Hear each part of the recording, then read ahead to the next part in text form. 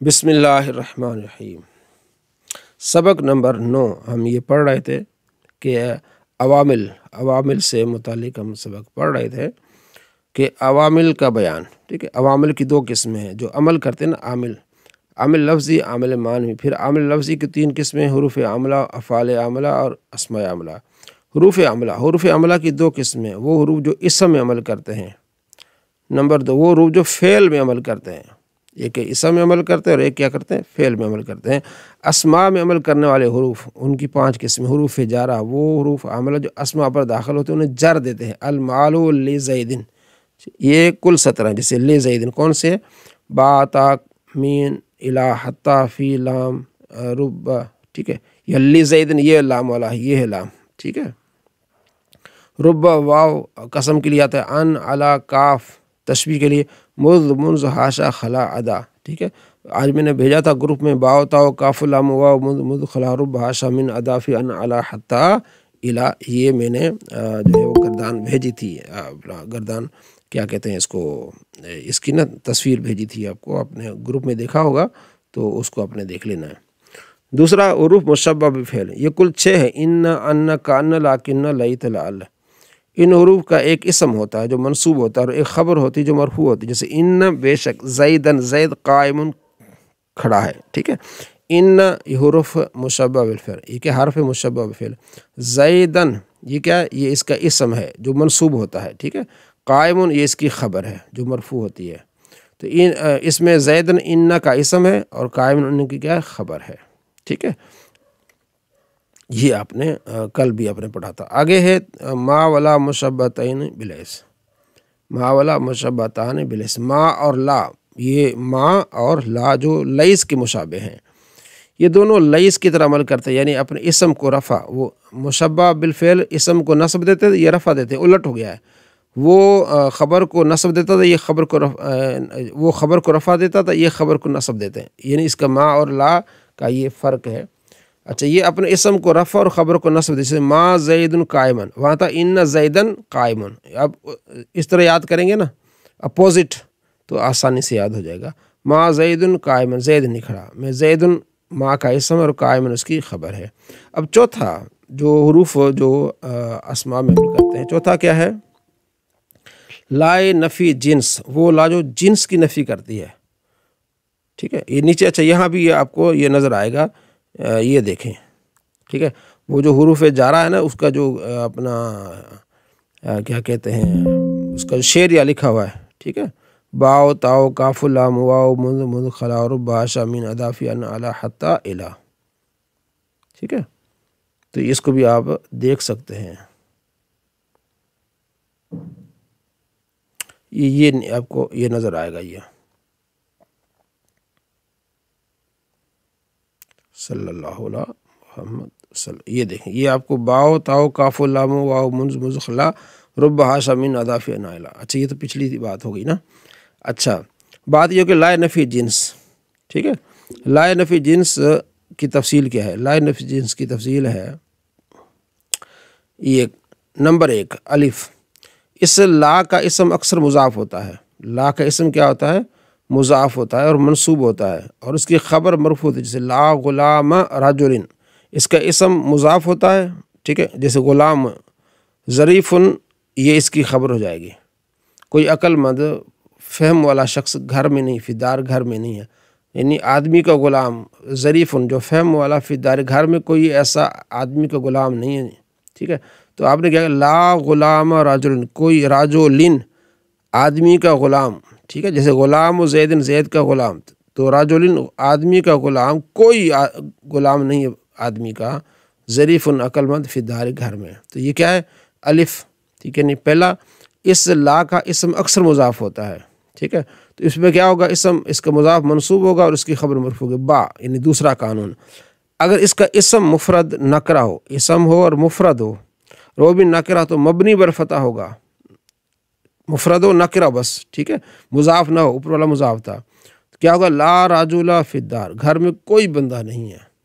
لائے نفی جنس کا مطلب یہ ہے کہ جنس کی پوری نفی کر دی، جو جنس انسانیت ہے نا، کہ کوئی بندہ گھر میں نہیں ہے۔ جیم، اگر اس کے بعد یعنی لا کے بعد اسم معرفہ ہو، لا کے بعد اسم معرفہ ہو تو دوسرے معرفہ کے ساتھ لا کا ملا کر لا کا تکرار لازم ہوگا۔ لا کے بعد معرفہ ادھر تک لا کے بعد اسم مفرد ہو، یہ قانون ہے، پریشان ہونے والی بات نہیں ہے۔ اگر ابھی سمجھ آتے ہیں تو بہت اچھی بات ہے، اگر کوئی سمجھ میں پریشانی ہے کیونکہ نہیں ایسا ہے کہ پہلی مرتبہ پڑھ رہے پریشان ہونا نہیں ہے، جیسے آگے گزرتے جائیں گے اس کو جب ریپیٹ کریں گے تو بات آپ کو سمجھ آ جائے گی، اور اس کے علاوہ اور بھی کتابیں ہم پڑھیں گے اسی طرح، یہ ساری چیزیں اس میں بھی آ جائیں گی، تو پریشان ہونے والی بات نہیں ہے۔ تو تیسرا قانون کہ اگر اس کے بعد دیکھیں معرفہ تو آپ نے پڑھا ہے نا، نکرہ بھی آپ نے پڑھا ہے، اسم بھی آپ نے پڑھا ہے، مفرد بھی آپ نے پڑھا ہے، واحد بھی، تثنیہ جمع بھی آپ نے پڑھا ہے، تو یہ تو بڑی آسانی والی چیزیں ہیں۔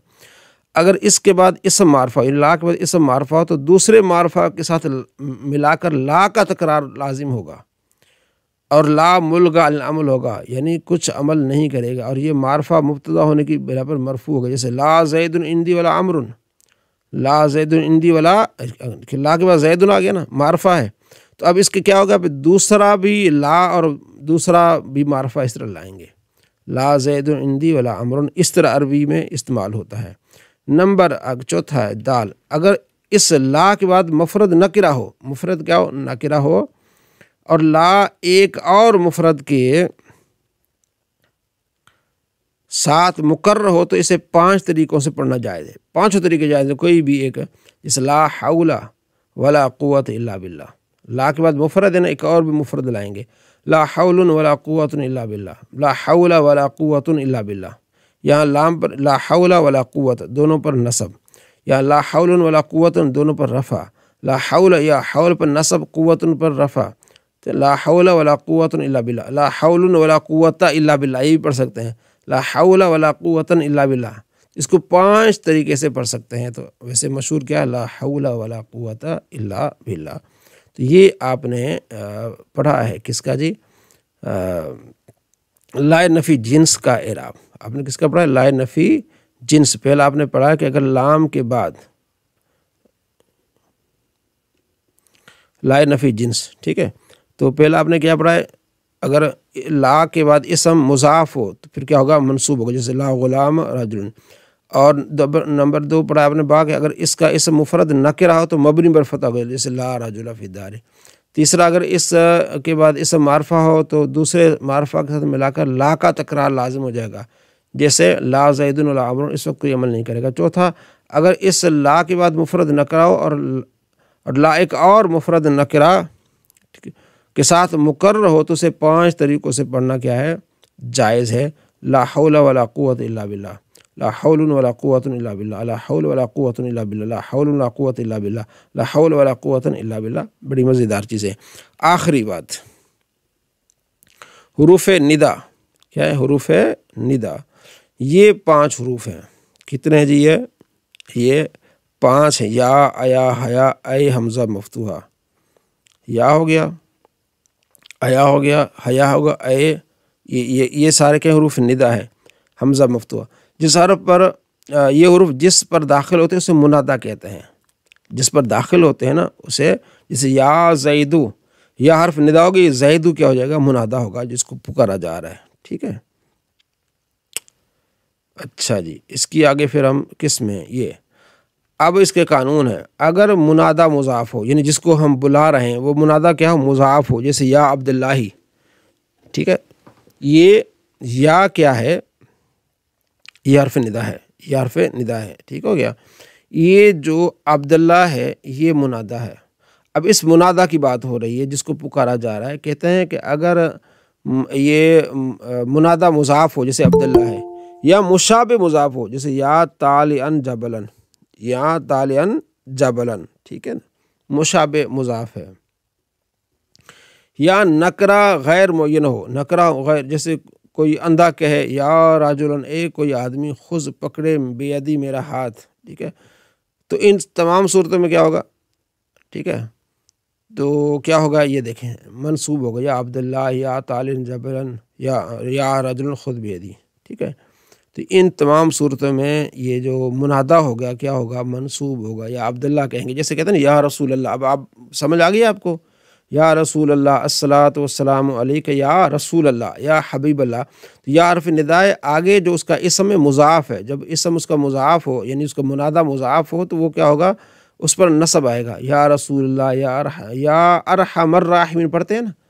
اب آپ کو معلوم ہو گیا کہ یا ارحم الراحمین پڑھنا، یا ارحم الراحمین نہیں پڑھنا، کیونکہ ارحم کا اضافہ ہو رہا ہے الراحمین کی طرف۔ اسی طرح یا رسول اللہ، رسول کی اضافت ہو رہی ہے اللہ کی طرف۔ یا حبیب اللہ، حبیب مضاف ہے، اس میں جلالت اللہ مضاف علیہ، تو جو منادا ہوگا اگر مضاف ہوگا تو کیا ہوگا؟ منصوب ہوگا۔ اور مشابہ مضاف یہ اضافی چیزیں بہت کم آتا ہے، ٹھیک ہے۔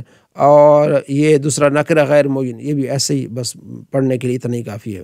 آپ ایک ہی قانون یاد کر لیں کہ اگر منادا مضاف ہے تو منصوب ہوگا، بس آگے یہ معلوماتی چیزیں دو، ٹھیک ہے، یاد ہوئی تو ٹھیک ہے، نہ تو کوئی پریشانی والی بات نہیں ہے۔ نمبر 2 اصول، اگر منادا مفرد ہو، معرفہ ہو، مفرد ہو اور کیا ہو؟ معرفہ ہو، تو علامت رفع پر مبنی ہوگا۔ جیسے یا زیدو، کیا کہیں گے؟ یا زیدو، یا زیدان، ٹھیک ہے، یا مسلمون، یا موسیٰ، یا قادی، ٹھیک ہے۔ کیا ہوگا؟ اگر منادا مفرد معرفہ ہو تو علامت رفع پر مبنی ہوگا۔ علامت رفع پر کیا ہوگا؟ یعنی مرفوع ہوگا، حال یا زیدو ہوگا، یا زیدان ہوگا، یا مسلمون ہوگا۔ جب صرف ہم یا رسول کہیں گے نا، پھر کہیں گے یا رسولو، کیا پڑھیں گے؟ یا رسولو۔ یا پڑھیں گے یا اللہ، کیا پڑھیں گے؟ یا اللہ، یا رسولو۔